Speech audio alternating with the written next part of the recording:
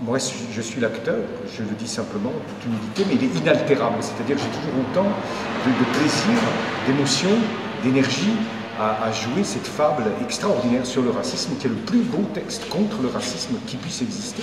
Et ce geste civique était essentiel pour nous. C'est ça qu'on veut raconter, c'est ça qu'on veut montrer. À quel point des hommes qui rejettent les autres peuvent commettre l'irréparable. On le sait par l'histoire du pire.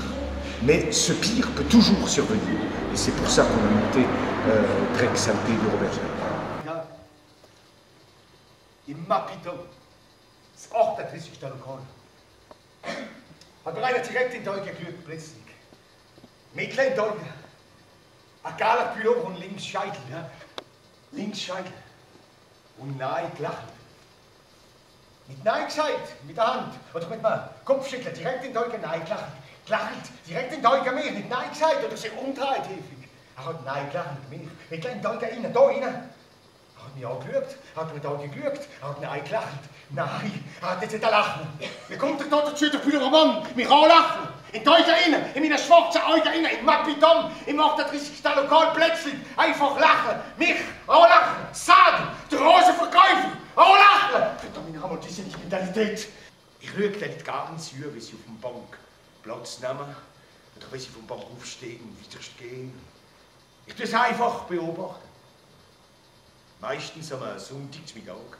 La pièce elle-même est une pièce engagée, elle n'est pas militante, elle reste une œuvre de théâtre, c'est-à-dire qu'il ne s'agit pas simplement de faire un discours, c'est vraiment une œuvre théâtrale qui est extraordinairement bien écrite puisque toute la dualité du personnage et toute la difficulté de ces deux mondes, le monde du Sud et le monde du Nord, pour se rencontrer, est exprimée par le même personnage qui reprend pour lui-même à la fois cette nostalgie qu'il a de son pays d'origine, mais aussi la nostalgie qu'il avait dans son pays d'origine pour quelque chose qu'il ne connaissait pas, qui était la littérature et la langue allemande. Finalement, on ne sait pas si Sade est réellement étudiant dans une université à Vienne ou ailleurs. Puisqu'il dit toujours qu'il est menteur, que les étrangers sont menteurs. Ce dont on est sûr, c'est qu'il vend des roses. Et que tous les soirs, toutes les nuits, il vend des roses à des hommes de 40 ans qui veulent séduire des femmes de 40 ans. Et il est confronté à ce regard qui le renvoie chez lui, non pas d'un geste, non pas d'un mot, d'un sourire qui dit non, casse-toi, tu pues.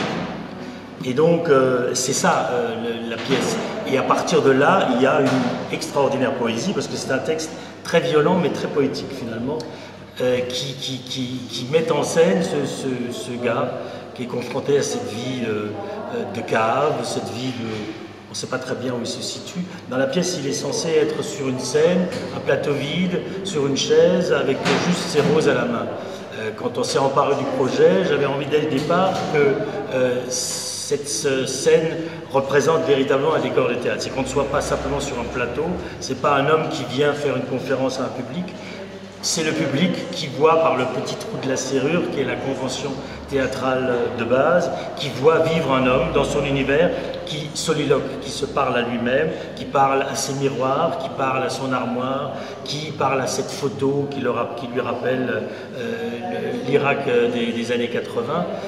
En réalité, voilà, on est là un petit peu en voyeur, et ce qui est formidable dans la pièce, c'est qu'en même temps, on a envie d'être pris d'empathie pour le personnage, on a envie de l'aimer tout de suite, et en permanence, il nous dit non, ne m'aimez pas, détestez-moi, foutez-moi dehors, et on est traversé en permanence pendant toute cette heure et quart par ces deux sentiments qui sont la réalité de cette situation.